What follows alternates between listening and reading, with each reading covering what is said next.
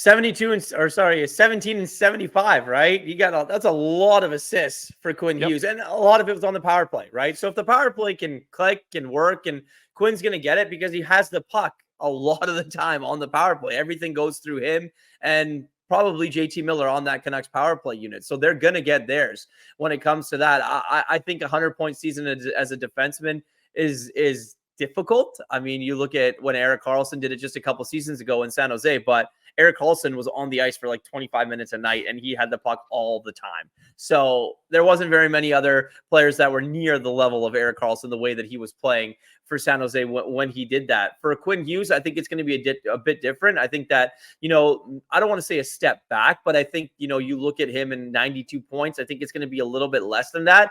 But you can count on him getting those power play points. You can count on him, shooting the puck and getting the puck through the net and with traffic in front, hopefully for tip-ins and stuff like that. But I think the assist total are going to be down. I think he might get more than 17 goals, though. I think he's going to shoot a little bit more. I think there's going to be a little bit different things happening. So let's say 20 goals for Quinn Hughes as a defenseman next season. No, I like that because I think he's a guy that, people criticize the shot. He worked on the shot. He showed last year, 17 goals.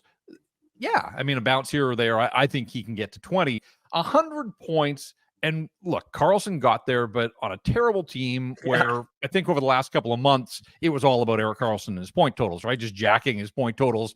Results didn't matter. And so Quinn was in a much different situation last year on a good Canucks team that was pushing for a division title and trying to get ready for the playoffs.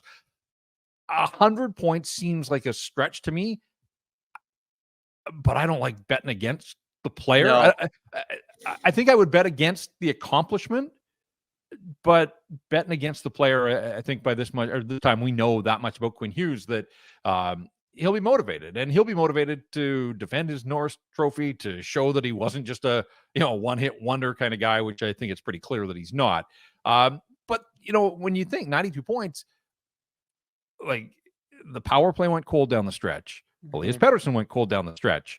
Phil Hronek went cold in the second half. Like all of those guys who had the potential to get the puck to Quinn Hughes for a few more touches along the way. I don't think it's a stretch to think that he could have been a 100-point guy last year. So I'm really curious. I mean, again, he's just so motivated and so focused, and he'll find areas that he thinks, even in a Norris Trophy season, that needed to be addressed and improved, and will come back stronger than ever. So he's just so much fun to watch, and really looking forward to seeing what Quinn Hughes does to follow up the Norris Trophy season. And he's such a huge part of that power play that I think that'll be part of it too, that none of these guys left town last year feeling good about the power play. First half, sure, but in that second half and in the playoffs, power play let them down. And we know that the component parts are there still to put together a really good NHL power play. So curious to see what the coaching staff comes up with in the way of changes and addressing that, and then ultimately what the players do. They're the guys that have to go out there and execute. Thanks for watching this video. For more great content from Canucks Army, check out Sekeres and Price, Rink Wide Vancouver, or our show, Canucks Conversation. We're your one-stop shop for interviews, breaking news, and a live Canucks postgame show hosted by Jeff Patterson.